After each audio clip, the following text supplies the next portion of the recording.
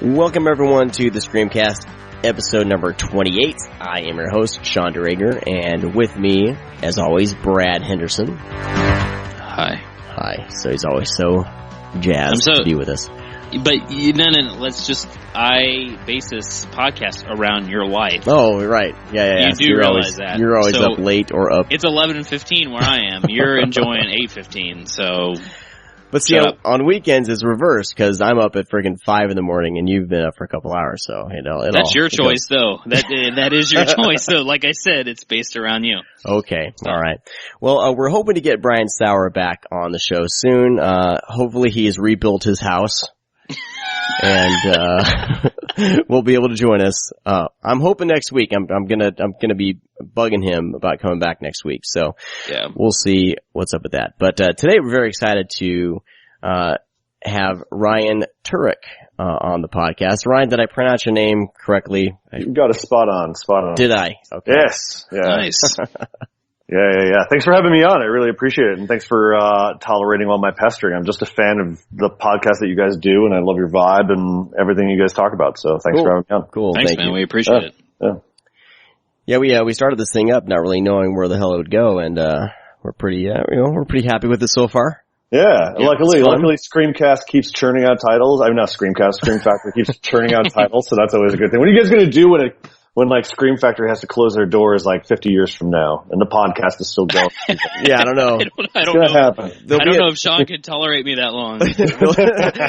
I'm sure there will be another. I'm sure another will pick up the torch. But of course, Ryan is I don't know. Everything. The managing editor of ShockTillYouDrop.com. Yeah. The everything of ShockTillYouDrop.com. ShockTillYouDrop.com, co-host of the Bloodcast. Right. Co-host of the Dead Right Horror Trivia event out here in Los Angeles. And, I do a lot. Well, yeah, one thing I wanted to bring up that I was super pumped about is you did, the commentary, on the upcoming, Blob Blu-ray for Twilight Time, correct? Yeah, that was great. Yes. Yeah. That happened I don't know when this is going to air, but it happened this week, the 1st of September, 2nd of September, and the Blu-ray comes out October 14th. Nice. So, it really got down to the wire, but the guys at Twilight Time explained to me how that was efficient and how, it's not really that down to the wire because the process of putting these Blu-rays together is they've got it down to like a machine. It's down to a science, so they can just turn them out really quick. It's all about the transfers, making sure you get the right one and stuff. And with this Blob transfer, it's a brand new 4K print that Sony put out. Oof. Man. Yeah. So good. I'm so pumped. Yeah, it's going to look really sick. And they had offered it to us. The whole reason why this whole Chuck Russell thing came about is because, the guys at Friday Night Frights here in Los Angeles, they have this thing at Cinefamily, which is a theater on Fairfax. And we collaborate every once in a while. And I said, dude, I haven't seen the Blob in forever, and I've never seen it on the big screen. I would love to check it out. And they said, well, let's try to track down a print. So we found a 35mm print. And then, long story short, we tracked down Chuck Russell. Chuck really enjoyed his time, doing the Q&A. And then Twilight Time approached me and said, through a mutual friend of ours, Rob G., they said, we'd love to do, this commentary. So I was like, heck yeah, man. Nice. And it's strangely enough, the 4K print was actually offered to us, to show at Cinefamily, but, Chuck said he'd rather see it on 35. So that was cool. Huh. Yeah. Very cool. Yeah, that's probably my most anticipated, Twilight Time title this year, and it comes out on my birthday, I believe. So I better get a copy, goddammit. Yeah. Well, I think they, Ryan, can you confirm they upped that? Do you know if they upped that to 5,000 this time instead of 3? They did. Yep. 5,000. Okay. Yep. And I believe that's, September 24th at 4 p.m. Eastern time. It'll launch for pre-order. Fest. Yeah. So, we'll have to leave the theater in order to pre-order. Yeah. But yeah, they upped it up to 5,000 because of the demand. Yeah. They said that this is the one horror title that they've received, and I think just one title in general, where they're actually listening to the fans and it's gotten such a unanimous response that they're like, okay, we're going to up it up a little bit. Well, I think they learned their lesson with Fright Night for sure, just because of the they sold out Fright Night so quick, and there was such an uproar with everyone. Yeah. But it's great that they're going to be reprinting Fright Night as well. Was there another horror title they were going to reprint? Was it Christine? I think Christine was in talks. I mean, is any of that stuff confirmed though? Because I don't know. Like, all I heard was kind of rumors. Well, Friday Night's for sure. Yeah.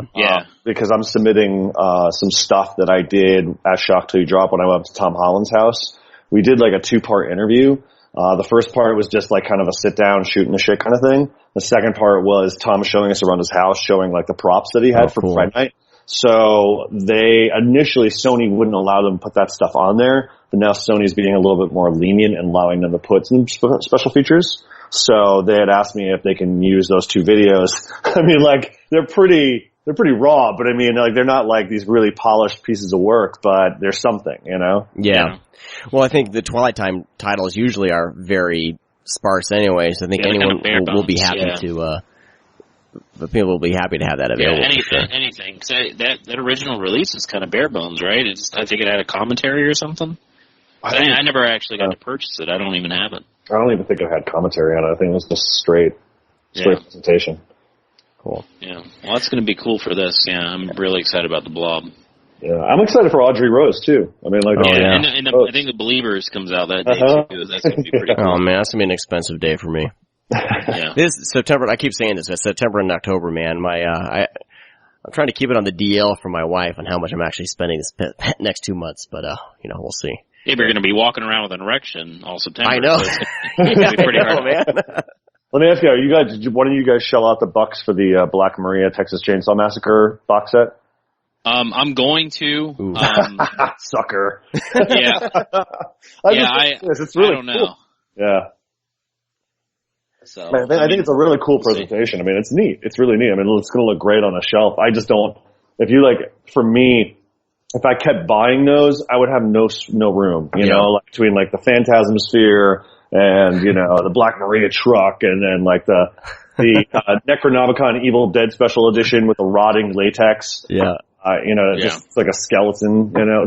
If they built that thing with like a structure, that would have been cool. Like if it had like a skeletal structure underneath, but it's just mine's in ruins. Yeah, mine were starting to disintegrate, so I unloaded them on eBay before. I was like, these are goners. So I just gotta unload these while they're still worth something. That's great. Well, we are going to be talking, speaking of, this is a ScreamCast, the ScreamCast, we're talking about Scream Factory titles, but, but we're fans, and of all of these labels that have come out of the woodwork, and it's just great. But, this week, we're going to be talking The Legend of Hill House, the 1973 film. So we'll be diving into that in a little bit. But first, I kind of wanted to talk to you guys about how you feel about like hauntings and haunted houses in general. For me, these types of stories, like demon possession stories and haunted house stories, have always kind of been the movies to really kind of get under my skin. Mm-hmm. So they're kind of the movies that I don't pop in just to have a fun evening with a horror movie. They're kind of ones that I kind of, I have to be in the mood to really watch something like that, because I was raised in a pretty strict Christian family, and it was, these types of movies about hauntings and spirits and stuff. I was raised to think that those could open the door to possession myself.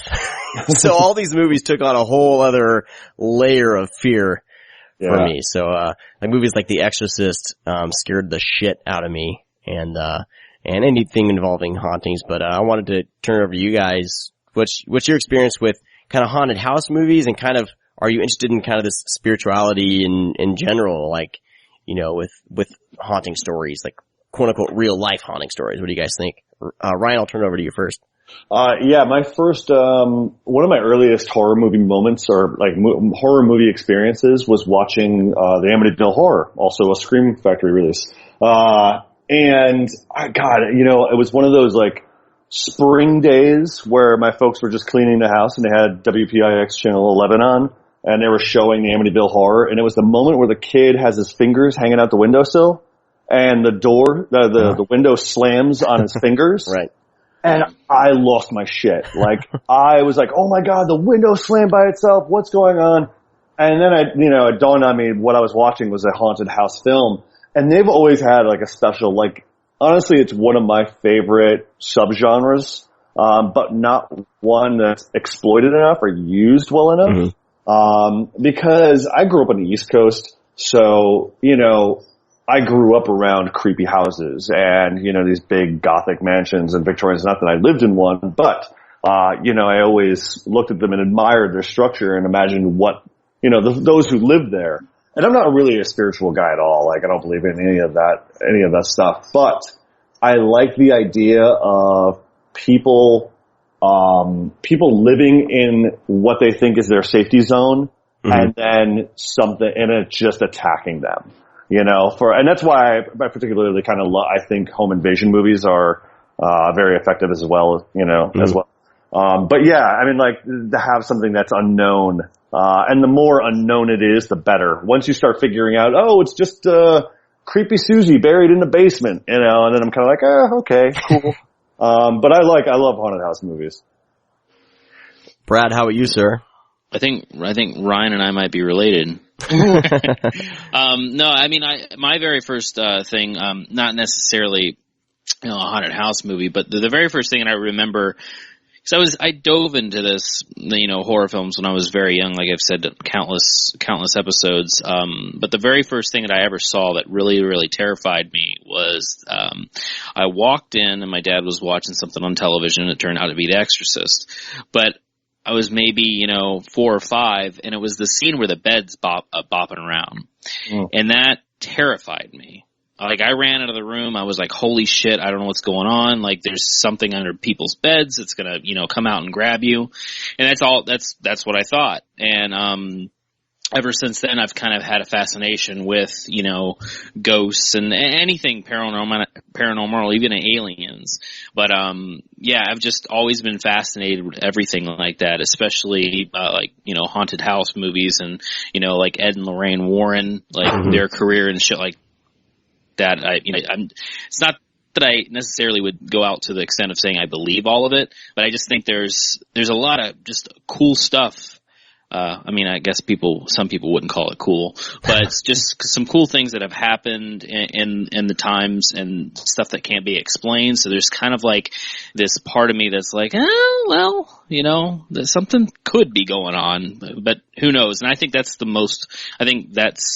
fun that I get out of these films is that, if it's believable or not. That's another thing. Like Ryan says, like, sometimes the films go a little overboard, and, it's the more low key hauntings that I really, really enjoy. Yeah. So. Yeah. Like, I mean, like there's the movie, Insidious. Like, I was with that until it went totally batshit.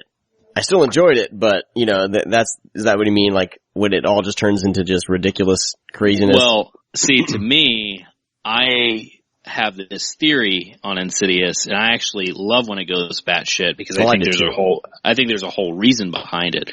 But yes, the first hour we're easing up to the haunting, and then the ghosts pop out and they're, floating around talking and blowing people away with their breath and shit like that. No, it's just, I don't like when it just goes totally insane. I like more the real, quote unquote realistic, aspect and approach to these films. Yeah. Yeah. And it's funny because I think that, future conversations of horror fans, I mean, like, that might be a generation behind all of us.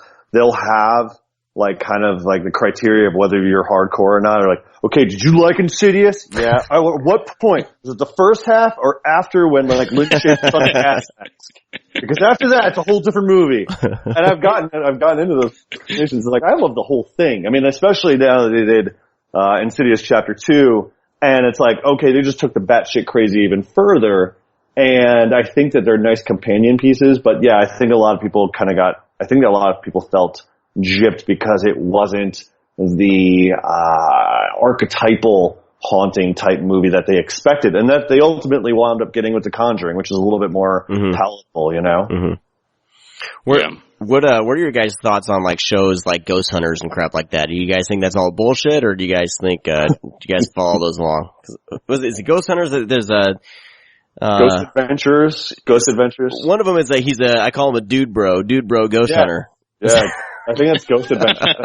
Where he has his own, like, haunted basement. You know? That guy's got, like, progressively bigger and bigger as each season goes. Like, more and more jacked. He like, takes, like, I don't know, ghost roids or something.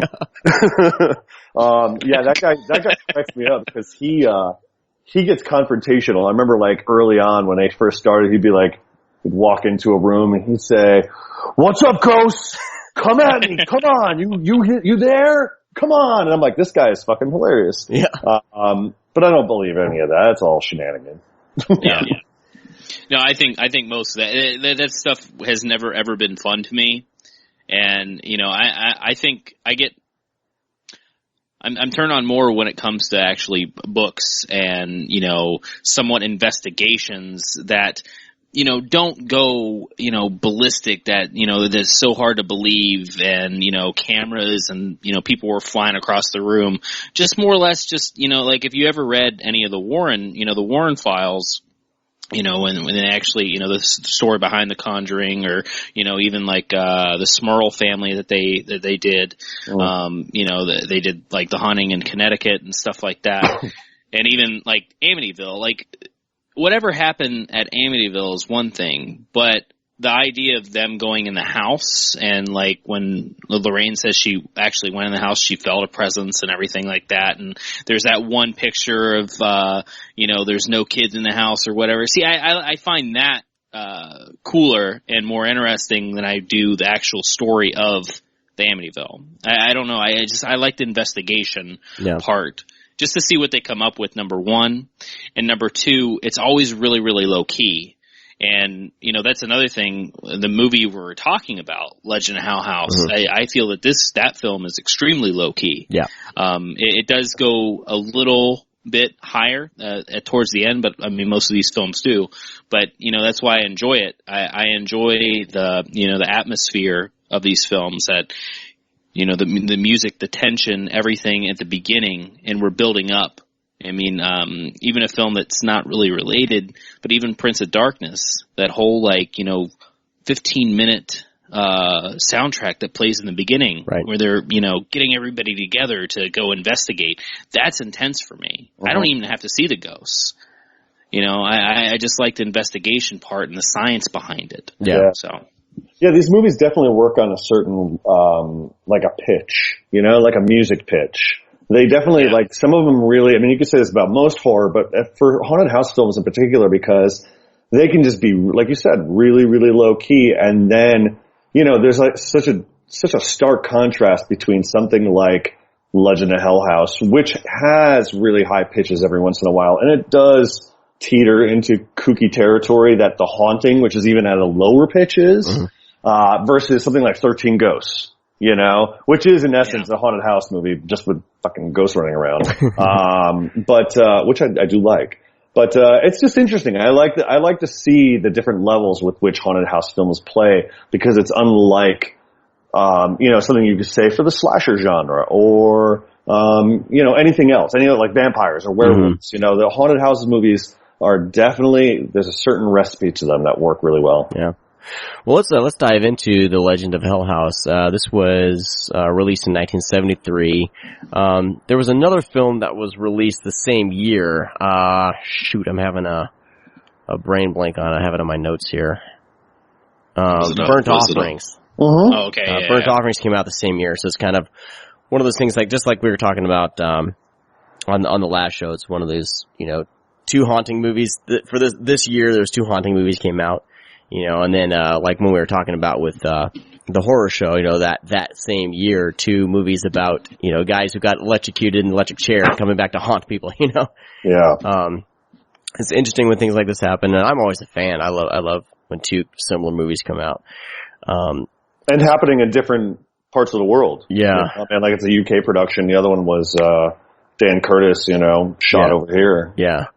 I don't think Burnt Offerings came out the same year. I wasn't going to say anything. No, I think it did, man. I was researching it this morning. Really? Mm-hmm. Okay. Oh, Offerings was in 76. Oh, was it? Yeah. I was about to say. 3 years. Really? Yeah. Damn it. Maybe the book came out in 73? I don't know. It was based on a book. I do know that. So I'm looking at Burnt Offerings here. The novel came out in 73, not the film. So it's my bad. It's okay. So, it's okay. You gotta nip this in the bud before someone listening, decides to get on the email. That's why I say something, and then I get called an asshole. They get you. I don't know who they are, but they get you. They do. Anyway, so never mind. Scratch all that. But moving forward here, so this was directed by John Howe. He's a UK director. Yes. And what else has he been involved with?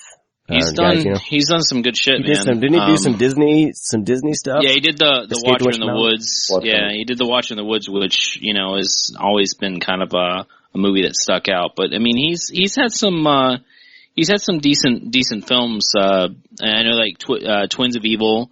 He did that was before Legend of Hell House. He did a kick-ass car movie called Dirty Mary, Crazy Larry in the 70s. Escape the Witch Mountain. He did one of the Howling movies. I forget which one he did, but I know he did one. Yeah, was that when they tried to like reboot the whole thing? I think so, yeah. It was like it was kind of like a remake of the first one. Well, that was what's great about this Scream Factory Blu-ray is that he actually, Callum Waddell, who shot the interview with him, like he deviated from Legend of Hell House just briefly at the very end to talk about some of the other films he directed, and he said, The Howling isn't really it wasn't really what I expected it to turn out to be, so he's not too proud of that one. Oh, hey, you win some, you lose some, right? Yeah. Cool. I really liked the feel of this movie. The basic setup is these investigators. There's a couple psychics, right, and then kind of a scientist. Team of scientists and his wife, they all have 5 days to spend in this hell house to either prove or disprove, that it's actually haunted is the basic setup.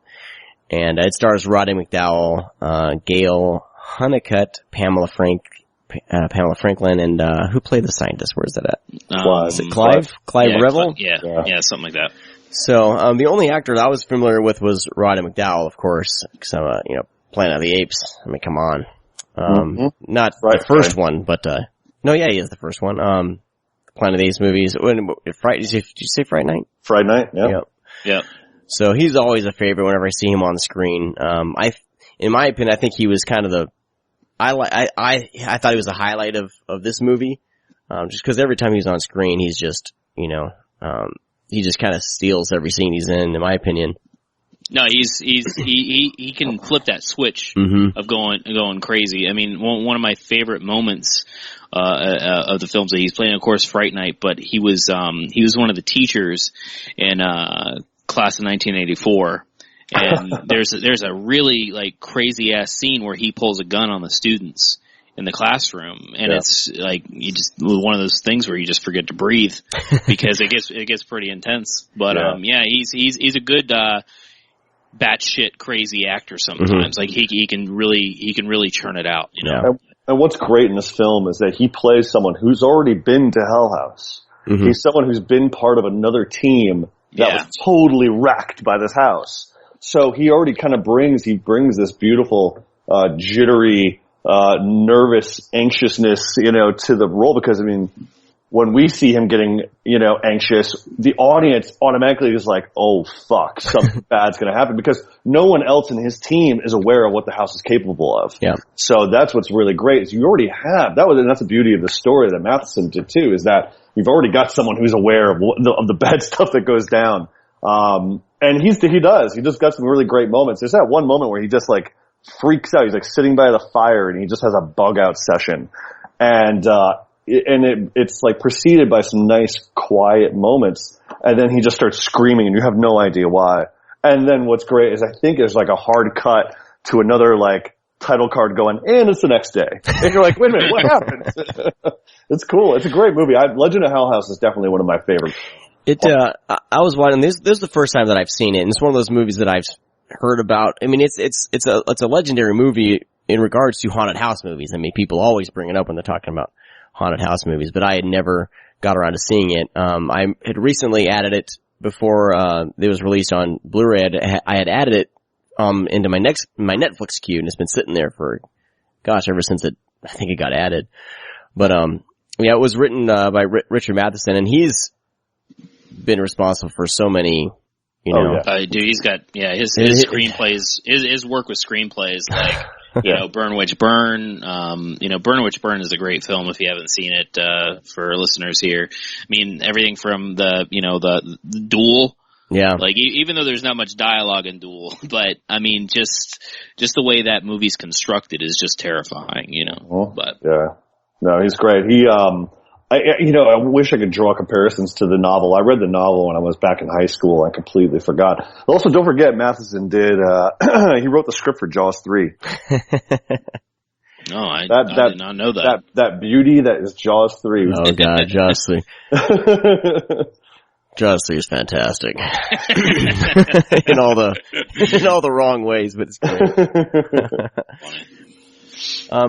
And as far as the other players here, the other actors, I am unfamiliar with them. Were you guys familiar with any of the other actors here? No. Yeah. I mean, Pamela Franklin's got a face that you recognize. Yeah, she's got like a really recognizable face.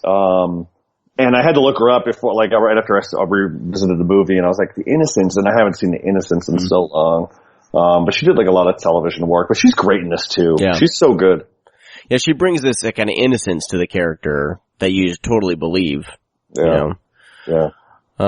And then, Gail Honeycutt.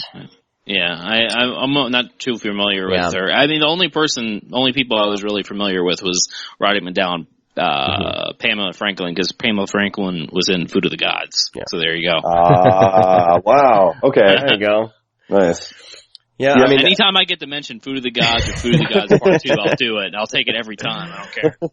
Well, I really like Gail Honeycutt's look. I mean, she kind of has that beauty, like that 70s beauty that, I feel like women, you know, I'm going to talk about beautiful women here for a second, but, women, like, throughout kind of each decade, like, you can tell, like, she has that, like, 70s look, like that beautiful 70s, woman look. She's just got very, like, high cheekbones, strong features, that hair, the kind of, wider eyes, you know, I mean, she's definitely vintage 70s, beauty.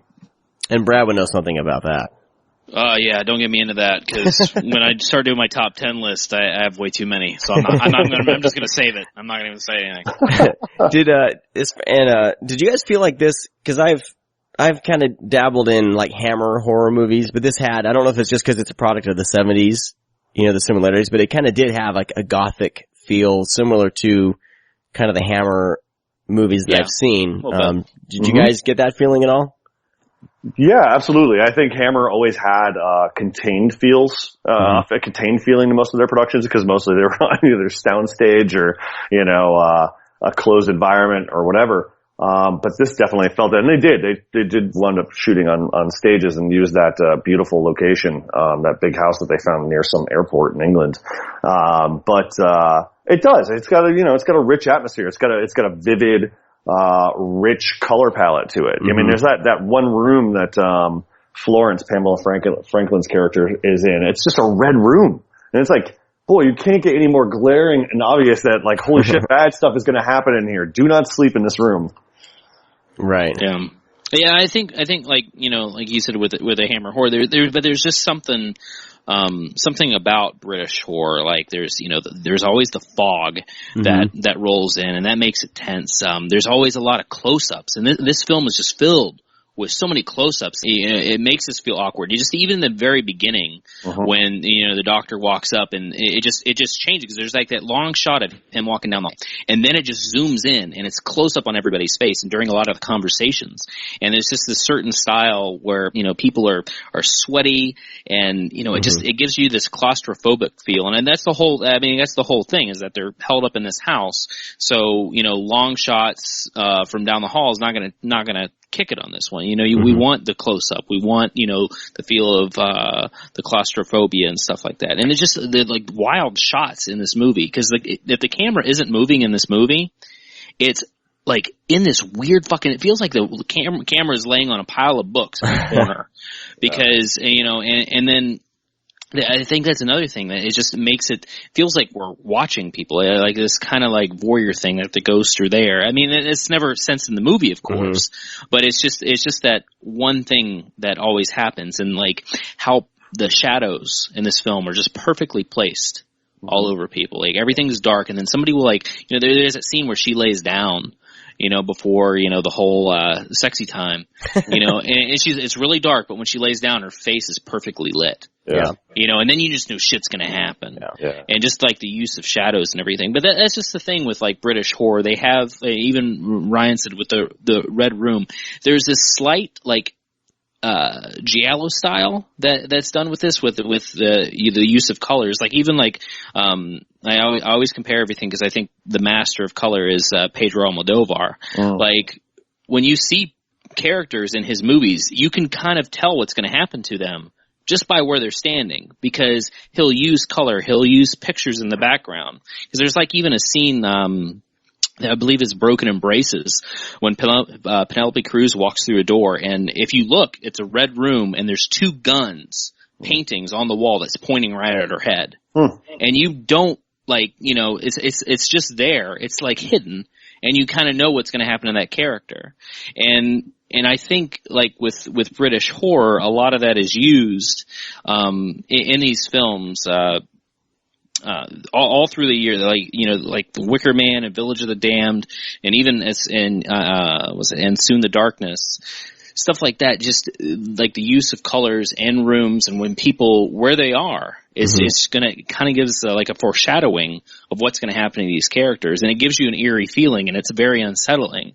Because all through Legend of Hell House, even though it's PG-13, it's from the 70s. Is it PG-13? Yeah. Oh, yeah. PG. Even those, PG, I guess. Oh, I'm sorry, Sean. I was looking at the back of the box, but for PG, there's some boobies and some sexy time type stuff. But, it's just one of those things where this film is pretty intense. Because I know we have that tendency of, like, even now when something's PG-13, we kind of tend to roll our eyes. But I think that doesn't matter, especially with a film like this. Well, I wish PG-13 movies nowadays would go to the places this movie went to, because I was surprised by kind of the psychosexual stuff, in the movie with the ghosts and kind of the background. And there's a couple scenes, and especially the scene with her on the bed, the weird scene that was. I haven't seen The Entity, but I would imagine, it's a similar type, sex with a ghost or whatever. It goes, The Entity is a little bit more exploitive. Right. This one, you get a sense of what's going on, and then I didn't realize how it really asks you to play on your imagination, because she lays down on the bed and you're like, okay. And then next thing we know, Roddy McDowell or whomever is discovering her, and she's face down and she starts laughing maniacally, and it's like, holy cow. Oh man, when she turns, that's terrifying. It's terrifying, yeah. You see the scratches on her back, and you're like, you can only imagine what had happened. The Entity actually shows you, you know, you don't actually get the rough sex. I have that Blu-ray on order, so we'll see. I have never seen it. What's interesting about Legend of Hell House in terms of its kind of like, I guess maybe like the stuffy British value to it, maybe? Yeah. If you could say that? Is that it feels period because the house is period. But it reminds you at the beginning of the film that it's not period because Roddy McDowell is seen on a train platform, and a modern day train goes by. And like, it's really interesting because I kept reminding myself, like, this isn't a period film. This is 1970s, because everything at the house has just a period flavor, and I think that's also what lends that Hammer vibe to it. Yeah.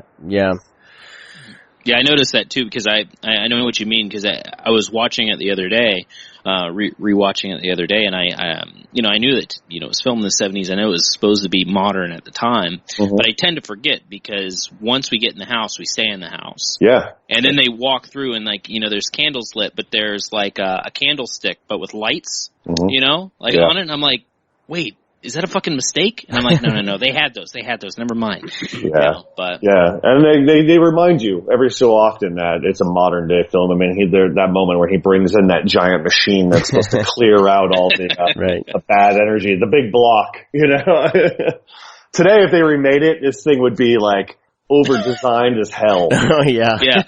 It would fit on their head like a gas mask. Yeah. Exactly. Yes, exactly. They'd have to get inside it. They'd have to get inside the contraption, and then they'd see the ghost dissolving around their bubble. I don't know. Yeah, I picture it being like a kind of Professor X's like deal with his, what is that shit called that he puts on his head? Cerebro? Yeah. Basically kind of like that. Yeah. But yeah, I mean, Legend of Hell House is definitely a classic, I mean, in my book. And I think it's interesting because for those who want to see haunted house movies, I always say, okay, Haunting and Legend of Hell House, but you're going to get two different flavors because The Haunting is so meticulous and deliberate in its execution. I mean, you want to talk, I mean, Legend of Hell House, yes, leaves a lot to your imagination. The Haunting takes it one step further and doesn't show you much at all, you know? A character will walk into a room and go, boy, it's cold in here. And then, like, the Legend of Hell House, you'll feel like you'll actually see the breeze or something, you know? Mm-hmm. But yeah, it's a great film. Great film. And it looks great on Blu-ray as well. Yeah, I wanted to dive into that because, but first, just overall, like, I want to get into the technical aspects of it, but overall, like, I mean, compared to all the, you said before, there's not a hell of a lot of haunted house movies. I mean, we've seen kind of an uptick in these types of movies, like with Sinister and The Conjuring and the Paranormal Activity movies for sure. But, so taking all those into account, like, how do you feel like this holds up? Like, is somebody, like a new generation kind of horror fan who's really only seen the newer haunted house movies, do you think they would get something out of a movie like The Legend of Hell House? Cause, to be honest, when I tried to watch, like, the older movies like The Haunting and 13 Ghosts, those are obviously dated and they don't have the effect on me. They're fun to watch for kind of a historical standpoint and in film and everything, but they don't really affect me that much. Do you think kind of newer generation would feel that way with Legend of Hell House or what do you guys think about that? I think it's all how they're brought up and what they watch first. Yeah, I think, it definitely here's the thing, The Haunting definitely tests your patience a little bit. Both films, The Haunting and Legend of Hell House suffer from exposition. Real, 5-page, 6-page heavy exposition, talking either about faith or spirituality or what have you, to root the audience in that moment and to play on their fears. And you have to be, I guess you kind of have to be of that era. I think that a current generation would watch The Legend of Hell House and go, it's a little slow at the beginning, but then it picks up. And like with The Haunting, I think, I don't know, they might get it, but The Legend of Hell House, I think they'd find it just a little slow until it got there. But that's why, like, when I explain to younger horror fans, I'm like, listen, you're gonna really dig this. It's really dark, and it's like, once you really pay attention to it, it's really nasty and hypersexual and, just macabre. And then they're like, oh, okay, great. You got to kind of sell it on them, you know? Yeah.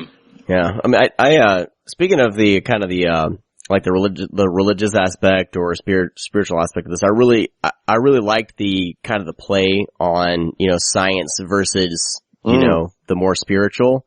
Yeah. And I kind of, just with my background, I kind of hoped that would be explored a little more. And I feel like that's not explored enough. Like, I feel like that's an interesting conversation that these movies can bring up. What did you guys feel about that aspect of this movie? I think it's kind of downplayed. I mean, I think obviously the machine itself that Clive's character brings in, that's the embodiment of all that's going on, you know? I feel like it begins with that spiritual, religious aspect because, the whole impetus behind them going to the house is because they're getting paid by an older gentleman who's gonna die, who wants just the scientific facts that there is life after death. And that's really, really interesting. But I think what it kind of does is it just tells you, hey, listen, all of this shit's going down. This girl's being raped. There are things flying at people.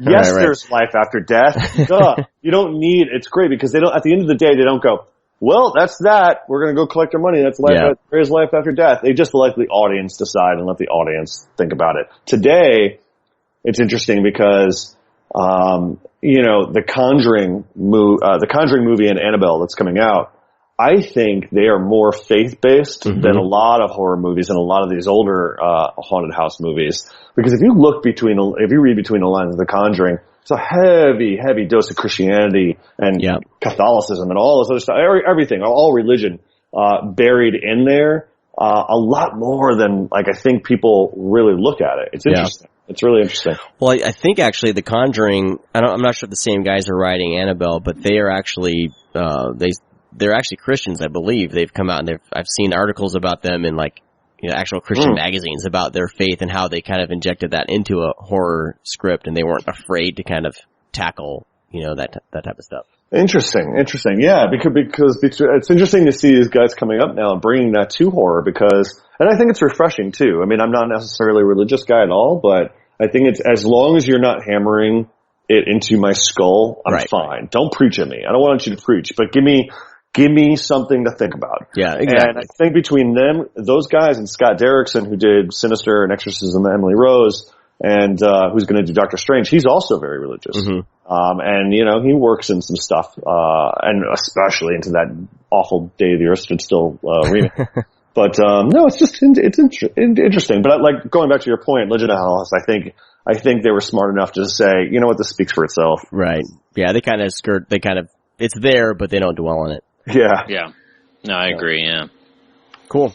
Well, let's tackle the technical aspects of this movie, because when I first had started watching it, I think my wife was in the other room, when I wanted to start watching this, and she was working, so I couldn't, she was on the phone, she was working, she does real estate, and I couldn't, kick her out of there and just put on the Blu-ray in that room. So I put it on Netflix just to kind of get it started so I can watch it and transfer to Blu-ray a little bit later. But, the Netflix transfer looks pretty bad. I mean, I'm assuming that's the same transfer that's on the DVD. So when I got the Blu-ray on, it was kind of, night and day. There's still grain. It's still definitely, you can tell it was filmed, on film and from the 70s. But, the first thing I noticed was how better off the transfer was. I mean, it's not, it's for the time it was created. I thought it looked pretty great.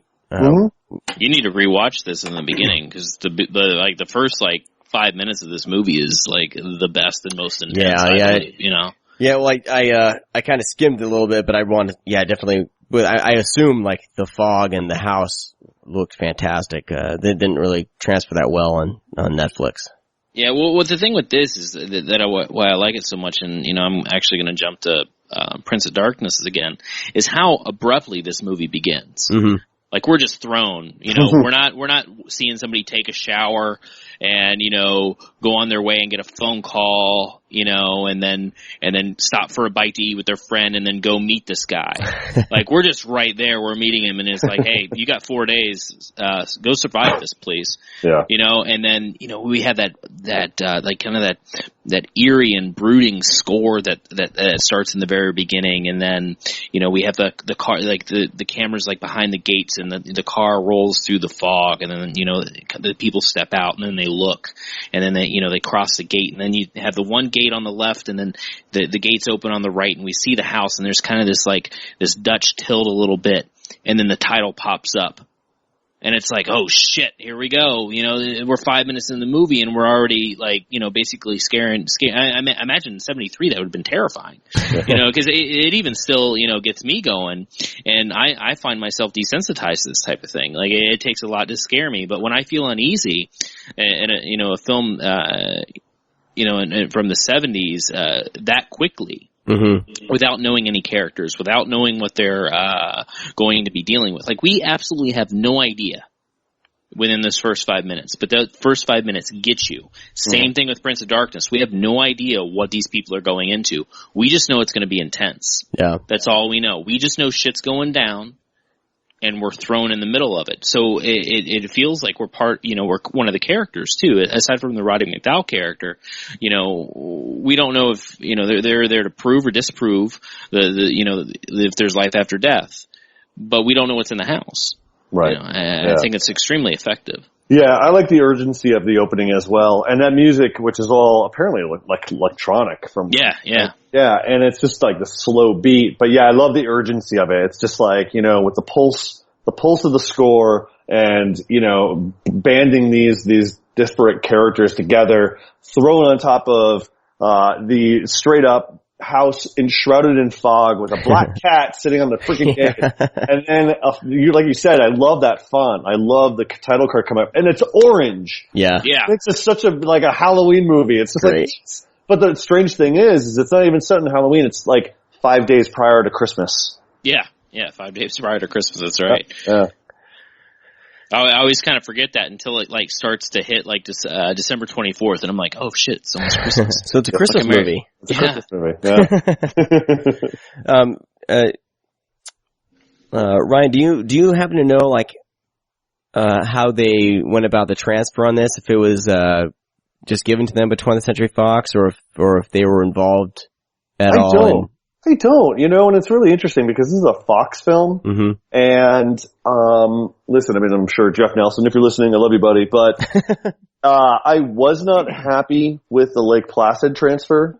And I thought Ravenous looked a little rough. Yeah, Ravenous was rough. Yeah, Ravenous is a little rough, but this is the best Fox transfer I've seen.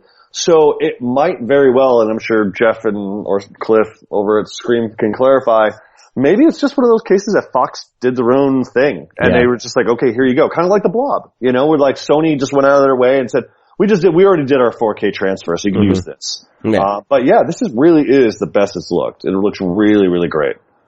Yeah.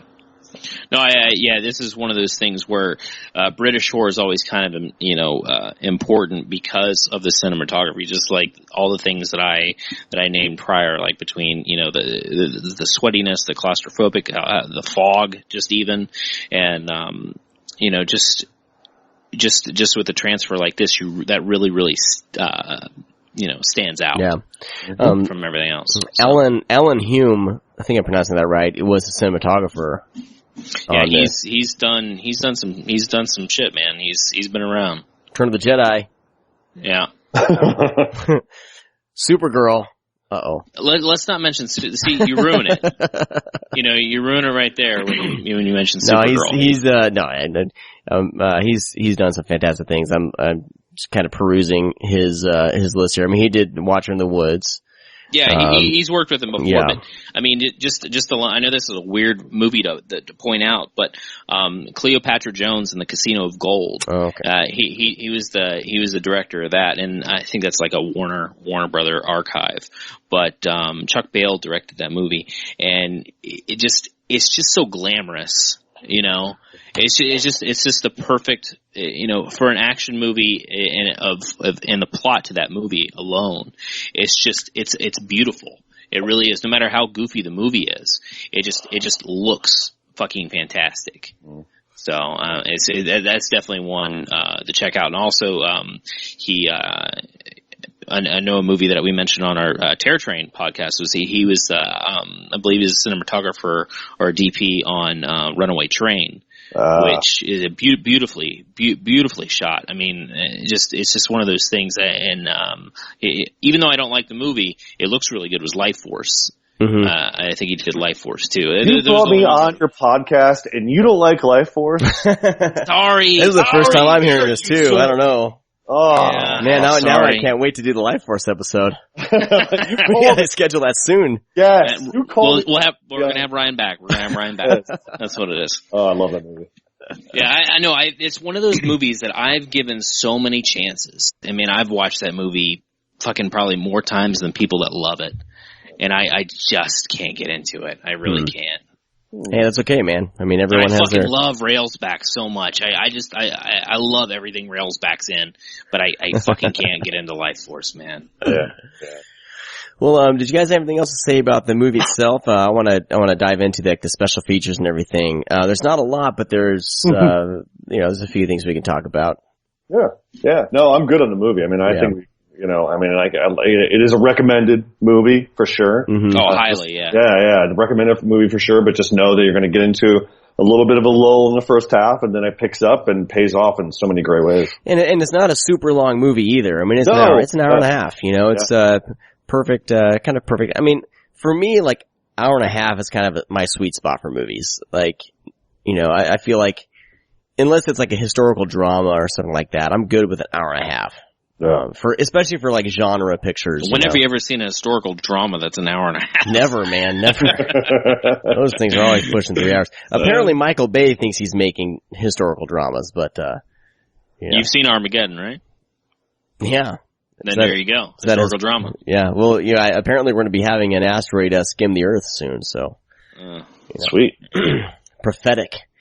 Anyway, I didn't get a chance to dig into the audio. It says audio interview with Pamela Franklin, so it's not really, they're not really selling it as a commentary. I didn't get to check it out. Ryan, did you happen to, I didn't. I was going to this week. And then I was like, oh, John has an interview on there. So I dove into that and then I got fired. Yeah. Well, I actually listened to it. It's really, really odd. Because it starts and it's just silent and like nothing's being said. I can't remember how long it is. It's probably like, 10 minutes. And then she starts talking. Yeah, apparently she waits until she's actually on screen or something like that. Yeah, and then it's just because it felt like it was broken. I was like, I was just gonna probably stop this because I don't know what's going on. And then finally it chimed in because I started watching the movie again. I was like, oh shit, I don't know if I actually listen to audio commentary. But I got a little bit into it and then I was like, okay, all right. I kind of, it just wasn't interesting enough for me. So. Yeah, I want to check it out. But that's an interesting note. If you want to check this out, definitely give it a chance. Apparently, because I was trying to read up on it, to see, and that was mentioned in the review that I read. Yeah, I mean, there's an interview with the director. Yeah. That's about like probably a half an hour or something like that. Yeah, that's okay. And other than that, I think it's pretty bare. I mean, there's like radio, like photo galleries, which I never look at. A trailer that's shitty quality. Yeah, but see that trailer on YouTube. Yeah, the trailer's great though. I love that. I mean, just like indicative of old artistry in terms of selling movies. I think it's a cool trailer. But the interesting thing about the interview with John, the director, is that he doesn't show any of his cards. He goes, "Oh yeah, so I was really impressed by the shot that I did. Here's how the shot here's what happens in the shot. Yeah, you're probably wondering how I did that. Well, it was really cool." And then that was it. Like, oh, you bastard. He does this at least twice where he explains something. He's like, yeah, so we just had to get creative. And it's like, well, how did you get creative? I want to know. Yeah, that's the thing is like some of those shots that he has set up. Yeah. It's like, because that's one thing with films that sometimes always lack is that you especially, I always say American made films, everywhere between the 70s and 90s, there's a lot of just stationary cameras, like it's just there, just act and then it's done. With films like this, the camera's always moving. Yeah, and there's just some odd shots. Like I want to say Dutch tilt, but that's not even what it is. It's just something. Like I said, it's just like it felt like they just threw books in a corner and threw the camera on there and hit record.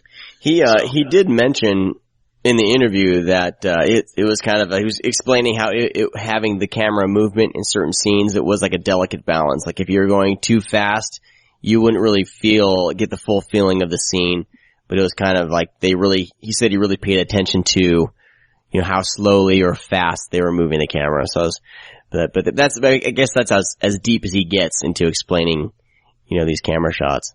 Yeah. And I didn't get to finish the whole thing. Was there any other nuggets in there, Ryan, that you saw? He did say that he wants to do a sequel. Oh, really? Yeah, he says he does have an idea for a sequel that he's kind of been nurturing in the back of his mind. Wow. Something that but the problem is he's trying to think of new ways of scaring audiences so many, years after. Yeah. And, with our current climate of supernatural stuff. So that was interesting too. Yeah. I was thinking about this. Do you guys think, people can be generally scared by a film anymore? I feel like, yeah. With tone, there's a certain amount of, like with tone and just a certain amount of, I can't think of the word, just left my mind.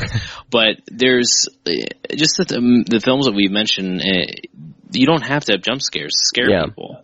Like between your setting and your setup, you can scare the shit out of people. Yeah. You know, just like this movie, we had no idea what's going on. But, I mean, even still to this day, I mean, I guess if people watch fucking, you know, The Conjuring and jump scare, I don't want to put The Conjuring in a jump scare thing because I actually love The Conjuring. I think it's well shot and it's very comparable to these movies from the 70s and 80s. Mm-hmm. But, just a lot of these films, like, we're just so used to jump scares. We're so used to having kills. Like, you know, I mean, think of the deaths in this movie. You know, like, I mean, now if someone doesn't die in the first, like, you know, first scene before the title card pops up, fucking will people turn it off, you know?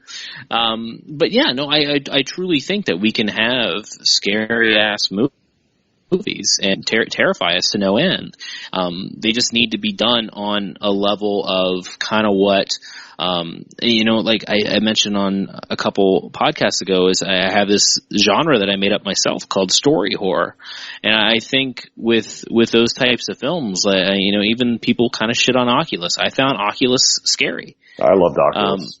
Yeah, and I thought it was terrible. Even with their other film, Absentia, even though it does have a couple jump scares and a little more eerie at times, but you can truly terrify people with those films. But again, you have so many people that are desensitized that watch Oculus, and the simple thing they say is nothing happens, which is not true. But that's how they view it because they're not jumping out of their chairs. You know, that's scaring people these days. Having an unsettling or not having a conclusion to a movie isn't good enough anymore. Because if you don't have a conclusion, people just think it's not finished. Whether then maybe there is no conclusion because it's never ending. You know, maybe the story isn't supposed to end. Maybe the ghost never fucking goes away and just haunts and kills everybody. But people think, oh, you know, the movie just ends. And nothing happens. That's the one thing I really respected about those the Japanese the Ju-on movies. Not the remakes, but like those, like nothing ever was resolved, you know? Nothing gets resolved. Ever. They never get resolved. J horror films, there's nothing because you have to make more. Right. Yeah. So like those Tomy films, like the girl's head's cut off, but man, she comes back. Yeah. Well, I think it's about time when you jump into our top haunted house movies or haunting movies. I think it's about time to stop the podcast because I think we're the only podcast that's ever mentioned the Tony film. So, well, but before we go into the top 5 list, I do want to mention the one cat scare that they have in this movie, and when the cat attacks, I think is it Gail? Actress Gail Honeycutt. I forget her character's name. Pamela Franklin. Is it her? Yes, okay. It's Pamela Franklin. Yeah. That scene is awesome. But one thing I wanted to mention, and I don't want to ruin this for anybody or ruin it for anybody that likes the movie. Yeah. Scary Movie 2 ruined this fucking movie for me. See, I've never seen Scary Movie 2. Because there's so many gags that are from, like, I mean, not so many, but there are a few gags from this that's thrown in the Scary Movie 2. When I was actually watching Scary Movie 2, sadly, I did, but I was watching, and I was probably the only one in the theater that fucking watched old fucking movies, and I'm like, oh my god, they're fucking like, they're just taking, like, who, like, when you do a spoof, aren't you supposed to pick movies that people have seen? Your general audience that's sitting in Scary Movie 2 has not seen Legend of Hell House, but whatever. But there's a few things in that movie that, they put a spin on this. Huh. So it's quite odd. I think it's the only moment in the Legend of Hell House that's kind of unintentionally funny now. You know what I mean? I wonder at the time if it was, I mean, cats freak the shit out of me anyway. I mean, I don't trust cats. They're little bastards. But, Jesus. I bet you're a big fan of A, Sleepwalkers, B, the beginning of the Evil Dead remake. We used Pet to Cemetery. Yeah. Pet Cemetery. Cats are little, conniving sons of bitches. And, they will sink their claws in you. So, well, let's jump into our top 5 haunting movies.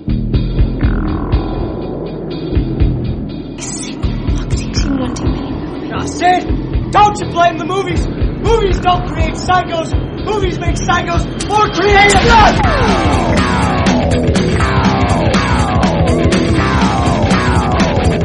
You might have 5.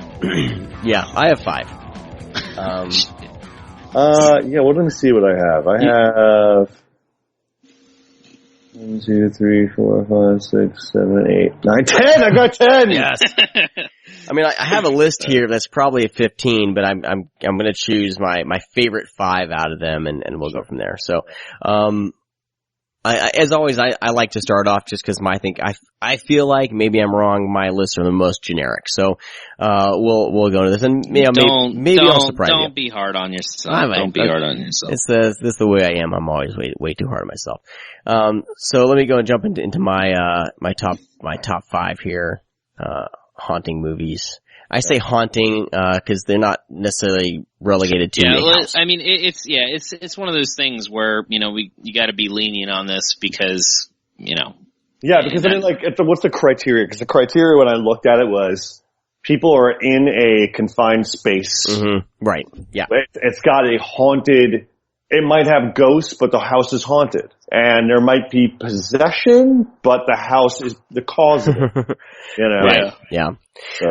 So these are in no particular order. I don't really like ranking these because I enjoy them, all the same. My first I'm going to mention is 2002's Below. It's a haunted sub movie. You are a god among men. Thank you for that. Directed by David, is it Toohey? Toohey. Darren Aronofsky had a hand in writing the script, which is really cool. This has always been kind of one. I mean, I'm a huge fan of underwater movies. I'm a huge fan of submarine movies, and then the haunting element really took me by surprise because when I first saw this, I didn't really know what it was about. I just saw the cover, rented it, and friggin' loved it. Mm-hmm. And it's one of those I feel like hasn't got a good rap on home video. I think Echo Bridge released it on Blue, and I haven't watched that Blu-ray yet. I just got it. It's not very good. Yeah. But I really like that movie, and I think that it's a fun twist on the haunting genre. So if you haven't seen it, I think it's David Toohey's strongest film. In my opinion. Good. And so overlooked. Yeah. Just like the Chronicles of Riddick. Oh God. That movie. Hey man, they were really trying to go for a franchise there. They were, man. They wanted action figures. They wanted role playing games based on that shit. They wanted listen, you can't go wrong with the Underverse, guys. Carl Urban. Anyway, so Below, definitely worth checking out. If you haven't checked out this movie, I think there's a lot to like. Yeah. Next up is The Orphanage. Mm-hmm. It's produced by Guillermo del Toro and directed by help me out, fellas. Who's it directed by? I can't remember. J.A. Bayona. That's the guy who did the tsunami movie. Yeah. Okay, yeah. In Invincible or Invisible. I forget the name of it. But I think this is a really effective movie. Just that little game, when they knock on the wall or whatever, and she turns around, frightening. Yeah. I mean, ghost children. I think it's a really well done movie. A lot of atmosphere. They bring a lot of atmosphere in it, and it's one that kind of genuinely terrified me at points. Yeah. So I haven't seen that one in a while. I remember there was a moment with somebody at an intersection they're in a car. I recall something with that, but I need to revisit that one. I haven't seen that in so long. It's really good.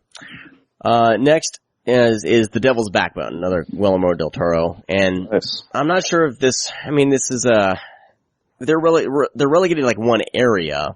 It's more about. We're not going to criticize. We're not going to criticize on that. But I think this movie was my first introduction into Guillermo del Toro. This and his earlier movie. There was one before this. Shit. What, Kronos? No, is Kronos before or after this? Kronos is before this. Okay. Yeah, definitely before. I think in the same weekend I watched this movie and I watched Kronos. And I think The Devil's Backbone was my favorite of the two. Yeah, there's some creepy moments in the movie. Yeah, and it takes place in like World War II era, doesn't it? Well, it takes place during the Spanish Civil War. Yeah, Spanish Civil War. Yeah. So there's that war element, and again, ghost children. I don't know what's where I think a movie's better than Pan's Labyrinth sometimes. Oh yeah, definitely. You know, yeah. I think that it's much more accomplished and it's much more ambitious in its structure and character, because it's an ensemble cast, and there's so many different moving parts to those characters, and they're all fucking emotional. They're all so rooted in such rich emotion. And I mean, Pan's Labyrinth is more fantasy, and I always get turned off by fantasy, but I mean, that's also an accomplished film. But yeah, Devil's Backbone is one of my favorites of his work. Yeah, that's good. Two more here, and I'm gonna mention The Others, and I don't know, this one kind of got mixed reviews, I think, when it came out, because did it come out the same year as Sixth Sense, or the year after? It was around the time. Came out 2001, I think. Yeah. And I just, there was there's a moment in that movie when, I don't even know if I want to spoil anything, but there's a line that always stuck with me when she meets up with her husband, and I'm not going to say any more, but she sees her husband, and all he says is, "Sometimes I bleed." And that line, it makes no sense to me, but it just was a haunting line. I really, it kind of, there's a lot of atmosphere, and it's Nicole Kidman and two children, I believe, are pretty much in the cast. It's been a while since I've seen it, but it has always kind of stuck with me ever since I first saw it. And that has a very, that movie to me has a really, AIP, Roger Corman, the Roger Corman, Edgar Allan Poe era, films. Just has, because this house is just, covered by fog. And, you go deeper into the fog, and then you realize there might be something different out there, but it's just like such a contained movie, and, I love that flick. Yeah. It's got a beautiful look to it. Yeah. And finally, the final one I'm going to mention is, there's so many movies that are good. These are the kind of movies that I've always just kind of stuck out to me, in my memory. I think Session 9 is one that, it gets kind of talked about a lot, but I still feel like a lot of people still haven't seen it. I think it's one of those things where we're in our group of movie friends and we talk about it a lot, but the outside world doesn't have any idea what it is. And it's cool when there's Netflix, because a lot of people like to surf and they see all the popular movies, all the blockbusters, everything in theaters, and then they have to dive into stuff like that. But it's one of those underrated movies. I feel like underseen. I mean, you mentioned story horror. I feel it's a slower movie. It's definitely, that's a big one. You're more invested in kind of the characters and the situation than the actual. It's not necessarily trying to really. I don't think it goes for a lot of jump scares and things like that. It's you're kind of watching these characters kind of go further and further kind of into insanity, Yeah, you just get to see them break down, Yeah. So, no, I dig that movie quite a bit. So that's my top 5. I mean, I have plenty more, and I'm sure you guys are going to mention a bunch of these, but, honorable mentions would be, and I'm noticing these are all kind of newer ones. I don't know why, but, honorable mentions, I guess I tried to avoid we've talked about kind of the ones everyone else talks about all the time, but, honorable mentions would be the first Ju-On, The Grudge, 1408 is an honorable mention, and Poltergeist, of course, is honorable mention, but everyone's seen Poltergeist. So that's it for me. Cool. Do you want a round of applause? Do you have sound effects? You asked for sound effects. The new setup I have does not allow for sound effects, which is fine. I'm fine with that. We don't need glitz and glamour in this podcast. You don't. Ryan, I want to hear your top 10 haunted movies. All right, I'll just put these in no particular order. What do I have? I got 1, 2, 3, 4, 5, 6. Yeah, I got 10. So obviously Legend of Hell House is like one of the tops for me. I mean, when it comes down to just top of the list haunted house movies. Others in no particular order. I've got Amityville 2, The Possession. Amityville Horror is a great film. Amityville 2 is batshit insane.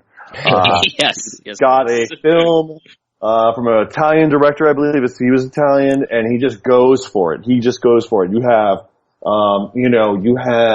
domestic violence. You've got a dad over the edge. You've got potential incest. You've got possession. You've got bladder effects. You've got weird shit in the basement. You've got, it just goes on and on and on. And it's so good. It's so gloriously trashy and amazing. And, everybody sells it. So I love Amityville 2, The Possession, more than I love Amityville.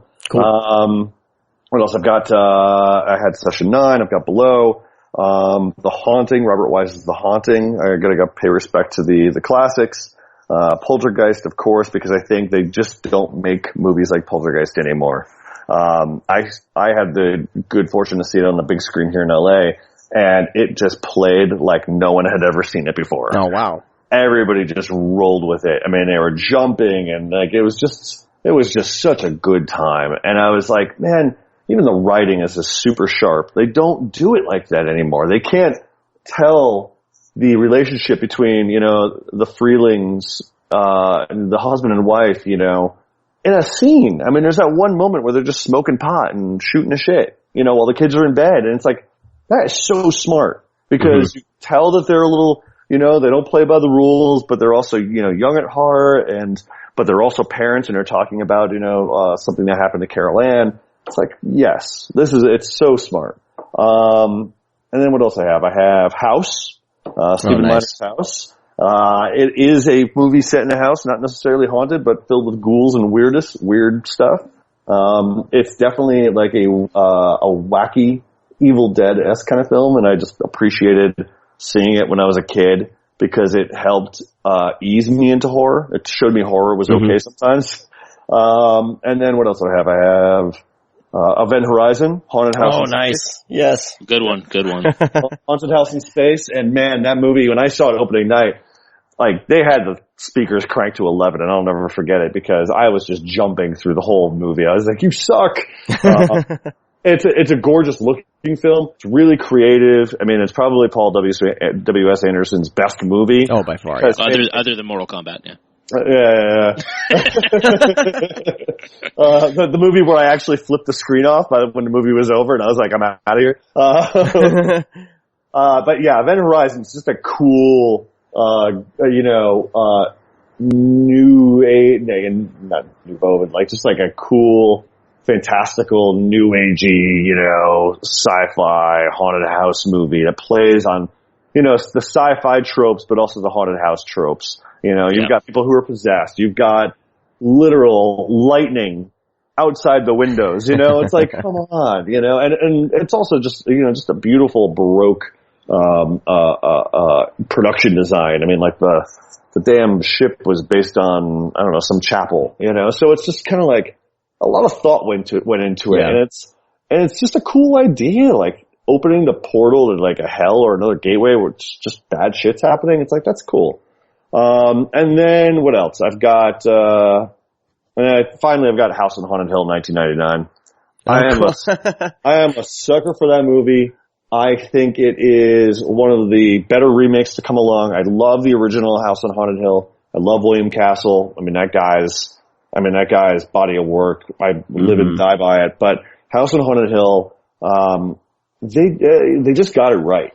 They really kicked it up a notch. They stayed true to the original story, but they just kicked it up a notch with like hyper violence and weird imagery. And, William Malone was the director, and it's just got a great look to it too. I love wonderful score. Yeah. Wonderful score. Yeah, such a good score. It's actually number one on my list. That's the weird part. Oh shit.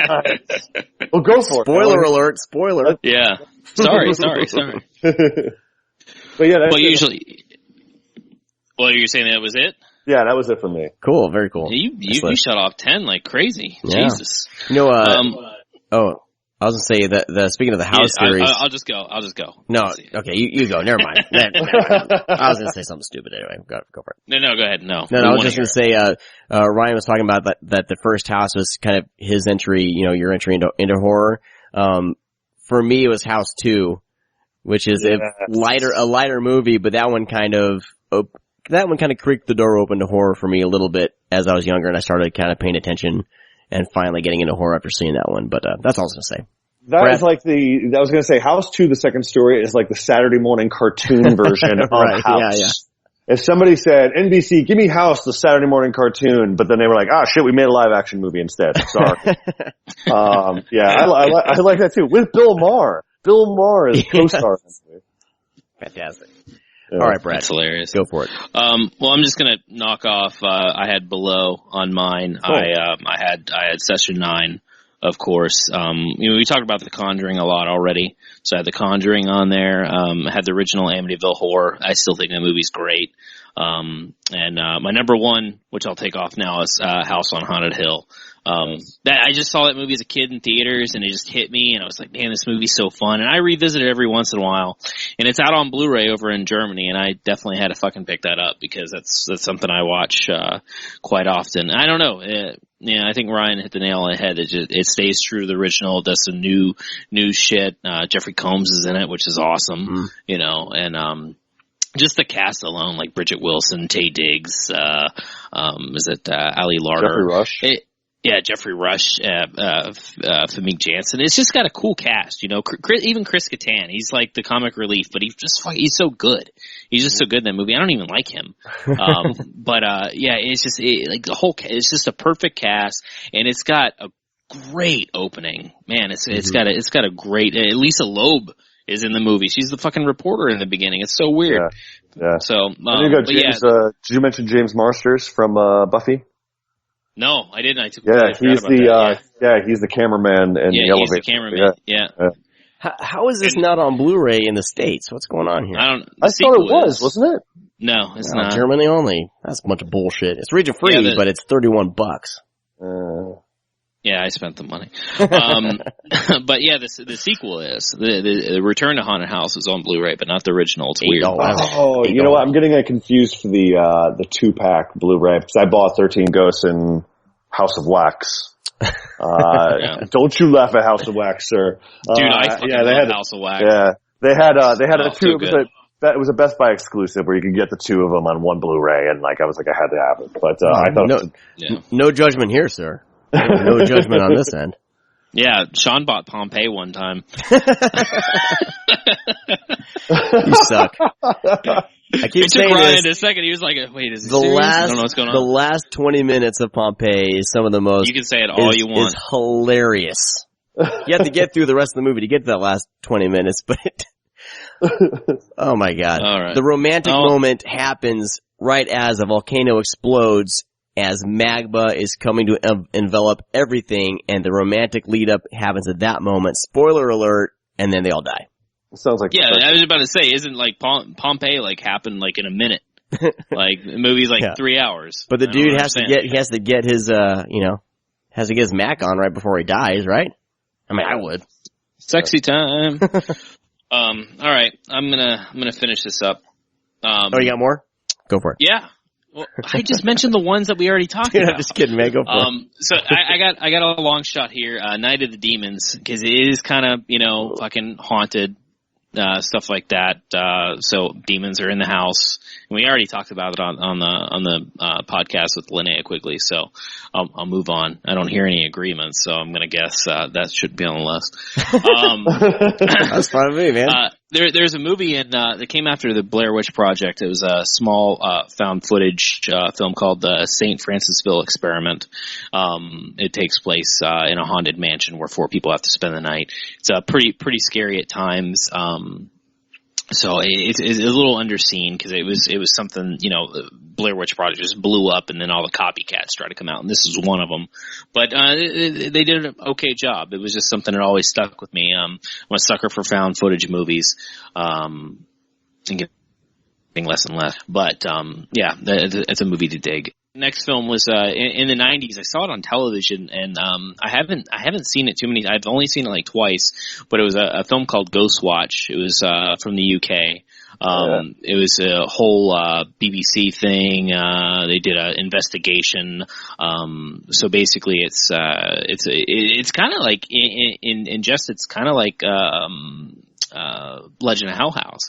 So that 4 people are put to, to discover the truth behind this house, this haunted house. And there's a little bit of scary moments. It has a BBC feel, so it kind of takes it out. I saw it when I was really young, and it's kind of more nostalgia for me at this point, but I dig that film.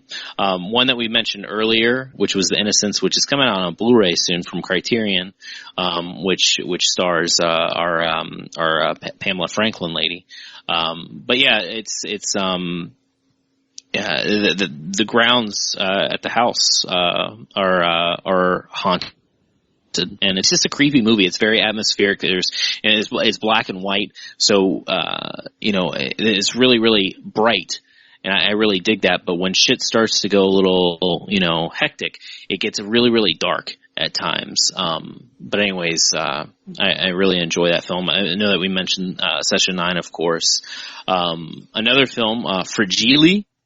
Fragile with Callista Flockhart. I know, right? Callista Flockhart was in a horror film, but it's directed by Baliegro, who is one of the co-guys for the REC films, Darkness. He did Sleep Tight, The Nameless. But anyways, it's really creepy. It's this nurse who takes over of this children at this hospital, and there's upstairs the kids claim that there is a girl they call the mechanical girl that lives up, and the kids will have bruises and broken bones in the middle of the night because this little girl's coming down and breaking a kid's arm and shit. So yeah, it's her uncovering this story, and there's some truly terrifying moments in that movie. That was like a Fangoria Fright Fest pick too off their label. Yeah, I liked. I was going to say Balaguero. He did like two quiet little haunted movies. Like he did The Darkness, and I think Anna Paquin's in that one, and then he did this one, and then he went to do Wreck. And it was interesting because when he did those 2 movies, I didn't care for Fragile or Darkness, but when he did Wreck, I was like, okay, good. Now I get to see that where his strength lies. He needs to collaborate. And then he did Wreck, they did Wreck 2, and then he went off and did Sleep Tight, and holy crap, did he succeed at that movie. I love that movie so much. Yeah, Sleep Tight was in my number 1 of, I saw it at Fantastic Fest, and it was it just blew me away, man. It's so good. It's the only movie that I can remember where I'm fucking rooting for the bad guy in the entire movie. I'm like, please let him, I know, it's so sick and twisted. It's like, please let him get away. Please let him just kill everybody. But anyways, I really dig that film too. Another one I'm surprised that none of you guys mentioned was The Changeling. I haven't seen it yet. Oh my gosh. Could I? It's on my list of shame. This year. I just saw it for the first time this year in a theater, and holy shit, I don't know. I feel shamed for not mentioning it. That movie, I was a little surprised. It was just, it's one of those movies it was one of the very first, ghost movies I saw, because this movie was everywhere. It was in the dollar bin. It was all over the shelves at the video store. It was just available everywhere. I just bought it for $2. So. Just now? No. Last night, as I was watching Legend of Hell House, I realized I'd never seen The Changeling, so I went on eBay. It was like $2. I was like, there you go. I will finally see Changeling. Yeah, it's a decent film. Another one, I'm gonna say it. The Shining. I know it's in a hotel, but The Shining was it's one of my all time. It's in my top 10. It's one of those films that where we don't have jump scares. We just have an eerie presence that's set up in the very beginning, from just the title sequence when, they're following the car, and, that was a Deuce Era, whatever it's called, the song. The soundtrack just pops up, and, we just have that gorgeous landscape. But we just know that this guy's just going somewhere that's just gonna fuck him up. Yeah. And I just, and the whole movie in its entirety, everybody knows The Shining, so I don't need to dwell on it, for too long. But yeah, I'm a big fan of that.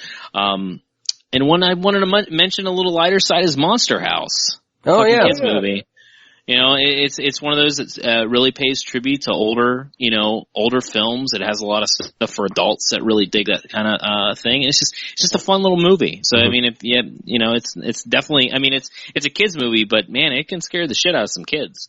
I remember seeing that in the theater, and the little kids were crying and shit and walking out. So they accomplished something. And my number one will be. On this list, it was House on Haunted Hill, but I guess this was number 2, was The Sentinel by Michael Winner. This movie is just fucking nuts, and it has got the most kick-ass, biggest cast that it's got fucking one of the most beautiful. We talk about beautiful women. Christina Rains is in this movie, and she is just fucking gorgeous, and she's one of my all-time favorites. She played, The Duelist, and she played Nightmares. But I mean, you got John Carradine, you had fucking Ava Gardner, Chris Sarandon. Yeah, Chris Sarandon. Who's the guy that just died recently? He was the guy that was in The Good, the Bad, and the Ugly.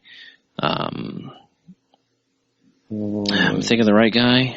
He's in Good, the Bad, and the Ugly, right? He's the bad. I don't know. Eli Wallach. Okay. Yeah. Eli Wallach. I mean, Christopher Walken is in it. Beverly D'Angelo plays a fucking psychotic lesbian. Jerry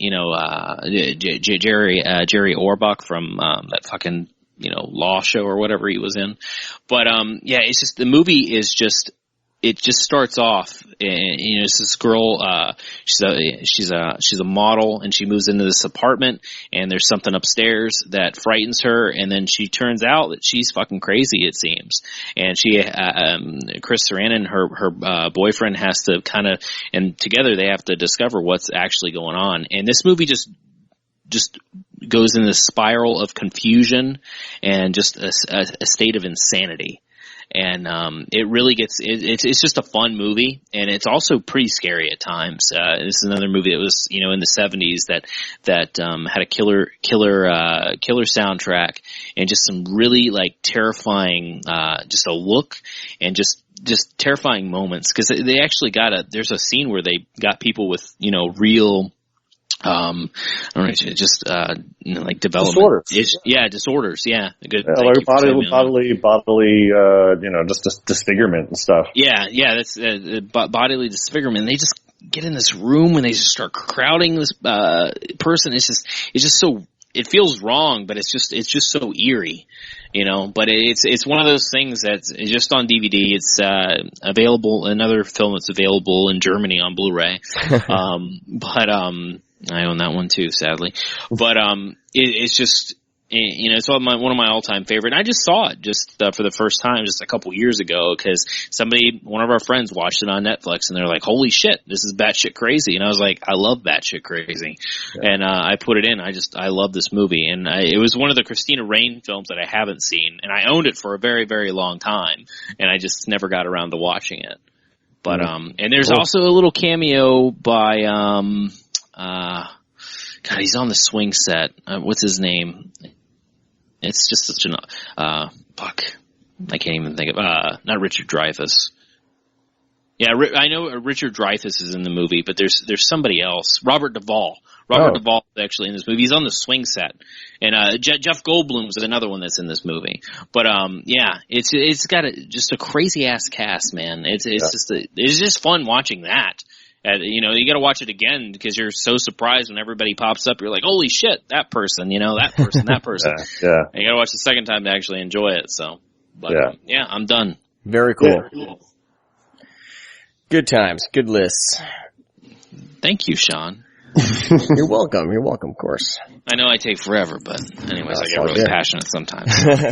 Well, guys, we're about out of time here. But I wanted to, before we wrap up here, Ryan, is there anything, I'll give you a chance, is there anything coming down the line for you, for the website, that you would want to plug that's coming up? Yeah, actually, yes. October 10th, a movie that is coming out called Canal. It is a film that is coming out under our ShockToYouDrop.com and the Orchards distribution partnership. It's one of the movies that we picked up out of Tribeca. and it's going to hit limited theater. It's going to hit in a limited theatrical run, but also on VOD. So you'll be able to find it on iTunes and Amazon and all that stuff across the board. The movie's great. The movie is like, it deserves to go theatrical. It deserves everything that it's getting. And we had a screening at Comic-Con and it knocked people out. Like, they were loving it. So, nice. Look for the canal. And, yeah, just, we got all sorts of different things going on, so just keep checking in on Shock, man. That's the best you can do. I love it. Very cool. I did want to mention we just launched a Indiegogo for a t-shirt, official ScreamCast t-shirt. It's a white, our logo is a black and white. It's kind of a simple print, but I wanted something at a cheap price point to kind of get our logo on people. So that's up right now. I'll put a link in the show notes, and that's going to be, we have 30 days as of today, as we're recording this, but it's going to close on October 4th. So there's a few options there. A couple of options include little 1-inch buttons, and I'm a fan of 1-inch buttons. So, there's also a basic like $15 shipped. You can have, our logo on a t-shirt. So I wanted to plug that really quick. Well, keep in mind also that this isn't one of these Indiegogos where if we don't meet, because in Indiegogo you get to keep the cash. Yeah. Even if you don't make it. We're not doing that. No matter what, you get your t-shirt. Yeah. Yeah. Like, this is basically pre-order. Like, yeah, I'm putting in an order for t-shirts, and if we don't hit our goal, we're still doing t-shirts. Yeah. But it's just that you have to have a goal. We wanted to aim low. Yeah, it'd be nice. The goal is $600. It'd be nice to kind of, what I wanted, my goal is, the logo that, our friend Kevin Spencer turned in is pretty great. I really like it, and I would like to see that on other stuff. So the goal is to raise enough money to kind of put back into kind of more like merchandise options, like stickers and things like that. And we already have $81, and we've only been open for one day. Yeah. $81. And, I'd like to get stuff for giveaways and things like that. So if you want to support the show, definitely give that a look. And and these are nicer t-shirts. They're not like the Hanes Crap Fest t-shirts. They're did my research, and our printer guy pulled through on a good price on some good shirts. So I'll put a link in the show notes. So it's a way you can kind of support the show, and so thank you in advance for grabbing a shirt. Hey Brad, I want one of those buttons when I see you at Fantastic Fest. Sean, will they be ready by then? When's Fantastic Fest? What? Like in 2 weeks? No, they're not gonna be ready by then. God. Dude, Ryan, I'll. You're gonna have them on the show, and you're not gonna give them a button? I was just gonna say I'll set some aside for you. Jesus Christ, man! Podcast is. I do love those like 1-inch buttons because I got them made for Horror Cal, which is like this kind of horror calendar for like events out here in LA. A friend of mine made some, and I was like, oh, nice. So then I like started getting addicted. I'm like, I want Dead Right Horror trivia buttons now. So I started making those, and now I've got a guy working on Shock buttons. But nice. I love them. They're cool. Yeah, they're cool. I really like them. So the goal is to get a bunch of that stuff on. I want more kind of smaller stuff that we can kind of give as giveaways and things like that, and meet somebody, give them some stickers, throw some stickers around and things like that. So that's the goal, is to put this money back into some merch for everyone. Nice. You can find us on the internet at thescreamcast.com. You can find the show on iTunes and Stitcher, and on Twitter we are Scream_cast. And let's see what else do I got to plug. Music brought to you by Wolfmen of Mars. Check them out. The music you hear, I had somebody ask me this week, they asked, like, they were trying to find the songs that we play, the music on a past album, but this is actually music that they wrote specifically for the show, and it'll be a part of their next album that they're working on. So that was kind of a cool of them. So huge thank you for them, and then of course huge shout out to Kevin Spencer for designing the logo. But that's all the plugs I got. Ryan, where can people where should people find you on Twitter? Where's the best place to go?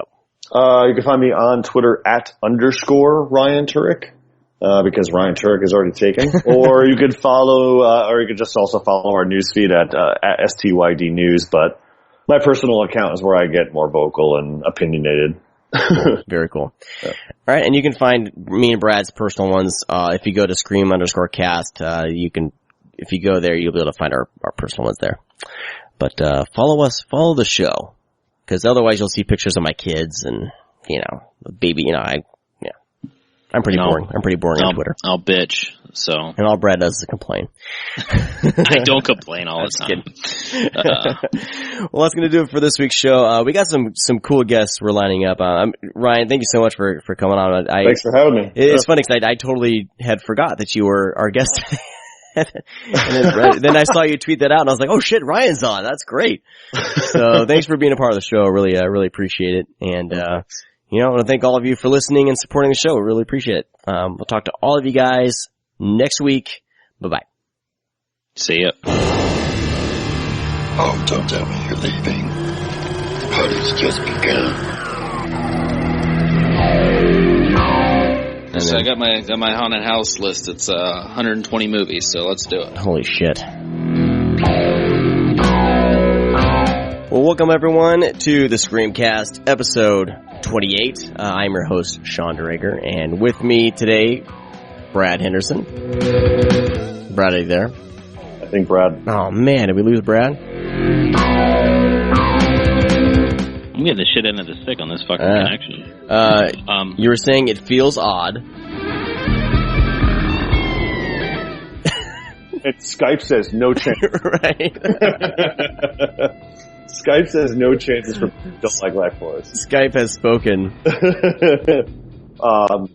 Yeah, Sean, I think you just have a disconnect button that you're hitting me.